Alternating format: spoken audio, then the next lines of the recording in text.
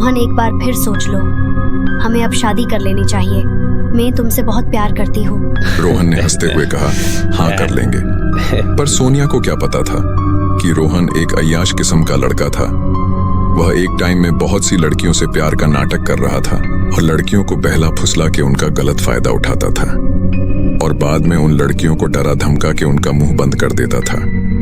पर सोनिया उससे बहुत प्यार करती थी और शादी करना चाहती थी। अब रोहन सोनिया की शादी की बात को लेके परेशान होने लगा था। सोनिया जब भी रोहन से शादी की बात करती, रोहन उसे टाल देता, पर सोनिया रोहन पर शादी का प्रेशर डालने लगी। अब रोहन का मूड खराब हो गया और वह तो उससे बस टाइम पास कर रहा था, पर वो तो उसका पीछा ही नहीं छोड़ रही थी। अब रोहन ने उसे अपने रास्ते से हटाने की ठान ली और एक प्लान बनाया और सोचा क्यों ना मैं इससे नकली शादी कर लूं और कहीं दूर ले जाके उसे मार दूं। पर बेचारी सोनिया को उसके इरादे के बारे में कुछ नहीं पता था। उसने तो शादी के लिए खुशी खुशी हाँ कर दी और रोहन से शादी कर ली। अब रोहन और सोनिया की शादी हो चुकी थी।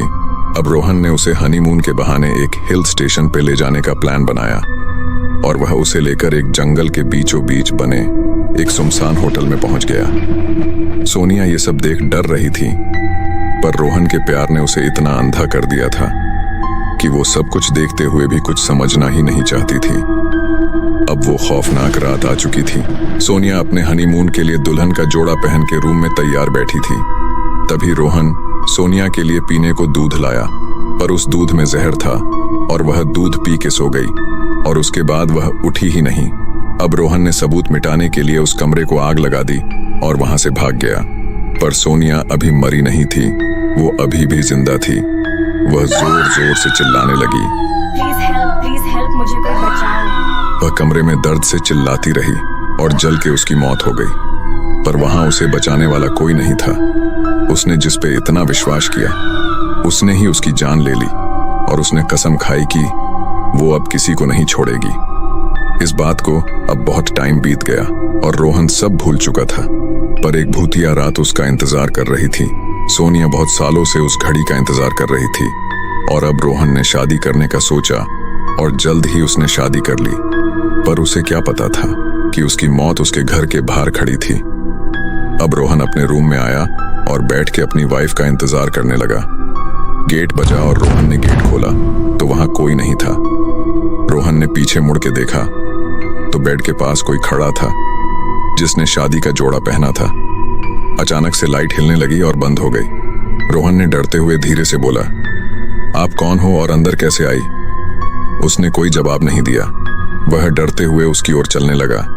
रोहन ने जैसे ही उसका चेहरा देखा और वो बोली, तू मरेगा। डर से उसकी चीख निकल गई और वो कांप के नीचे गिर गया और अचानक से उसकी नींद खुली और बोला, अरे ये तो एक सपना था। और वह सोचने लगा कि सपने में देखी हुई लड़की की शक्ल शायद सोनिया से मिलती थी, पर अभी भी रोहन कुछ समझ नहीं पा रहा था। अब फिर से गेट बजा और शादी के जोड़े में उसकी वाइफ रूम में आई और बेड पे बैठ गई। रोहन ने रूम को लॉक कर दिया। रोहन शीशे के सामने खड़ा होकर अपने आप को देख रहा था। उसे ऐसा लगा कि शीशे के अंदर कोई परछाई है। वह परछाई उसे घूर रही थी। वह ये देख चौंक गया कि ये क्या हो रहा है। पहले वो सपना और अब ये सब। पर उसने सोचा कि अपनी सुहाग रात पे ध्यान दिया जाए और उसकी वाइफ जो कि बेड पर बैठी थी, वह अभी तक एक शब्द भी नहीं बोली थी। रोहन बोला, सुनो, तुम थक गई होगी, थोड़ा आराम कर लो। पर उसने कोई जवाब नहीं दिया। वह तो एक लाश की तरह बस उसे घूरे जा रही थी। अब रोहन को लगा दाल में कुछ न कुछ तो काला है। अब रोहन के शरीर में डर की लहर दौड़ गई और डर से उसके रोंगटे खड़े हो गए और वो रूम के गेट को खोलने की कोशिश करने लगा, पर गेट नहीं खुला। अब अचानक रूम की लाइट चली गई। अब रूम में अंधेरा था। वह चिल्लाने लगा और बोला, प्लीज हेल्प, यहाँ कोई है, मुझे बचाओ।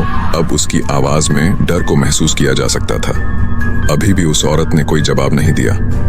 रोहन अब डर से चिल्लाने लगा, कोई गेट खोलो, मैं अंदर हूं। अब रूम में डर का माहौल था। रोहन डर से चिल्ला रहा था, पर वो औरत कुछ नहीं बोली। अब रूम में धुंध छाने लगी।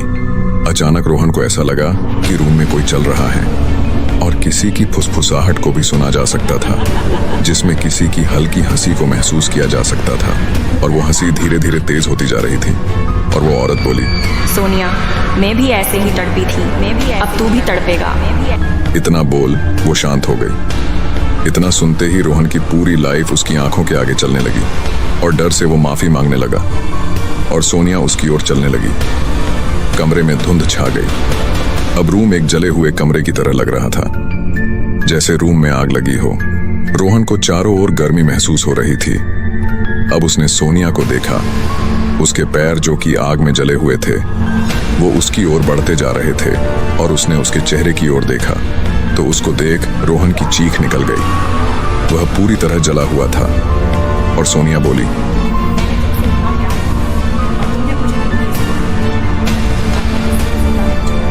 और इतना बोल रोहन पे हमला कर दिया और अपने जले हुए हाथों से रोहन के पेट को चीर दिया और बोली, और इस बात को अब लगभग 10 साल हो चुके हैं।